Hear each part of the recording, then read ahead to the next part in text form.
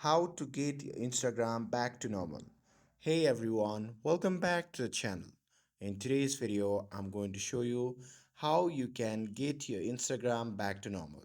It's very quick and easy, and this method can help fix almost any issues you are having when opening the app. In my case, Instagram is already working normally, but I'll show you the steps that almost always solve the problem. So now without further ado, let's get started. So first thing first, open the settings app on your phone. And here, once you have opened the settings, simply scroll down and tap on apps.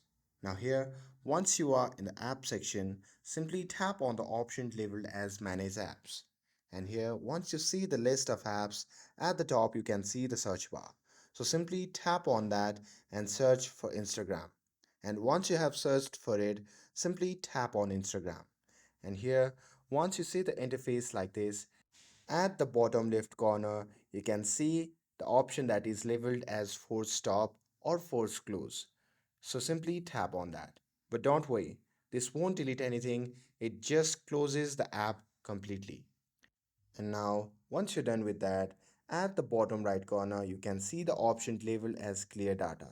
So simply tap on that. And once you tap on that, a pop-up menu will appear with two options, clear data and clear cache. So first, tap on clear cache, and after that, tap on clear data. And once you do that, it fixes about 90% of the problems people faced with Instagram. But just be aware that clearing data will log you out of your Instagram account.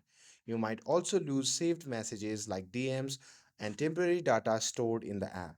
So if you want to make a backup, feel free to do that before proceeding.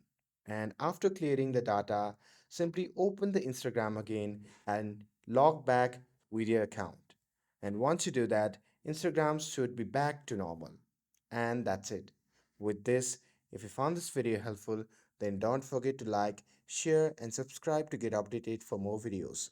Thanks for watching, and I'll see you in the next video.